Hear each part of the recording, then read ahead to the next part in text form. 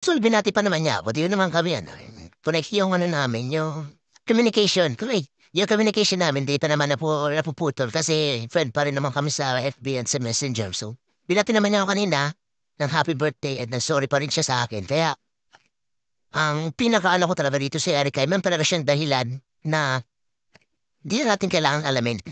Yun rin siyang dahilan. So, respetuhin po natin yun. Basta, para sa akin, sa tingin ko talaga, si Erica ay meron siyang mas malalim na dahilan na hindi na natin kailangan pangalamin kung ano yun. Basta respetuhin na lang natin siya. Kasi si Erica, pagkasama naman natin siya, okay siya, mabait at magaling makasama. So sa tingin ko talaga, meron siyang dahilan. Kaya ayun, di na muna siya nagpa-vlog. So, dapat yun ay respetuhin natin at sana tuloy pa rin ang support natin kay Erica. And malay mo, di pa naman yan nagtatapos eh. Malay niyo po sa susunod, makasama natin ulit siya or mabagong isip niya, or magpahit siya ulit na magpo-vlog.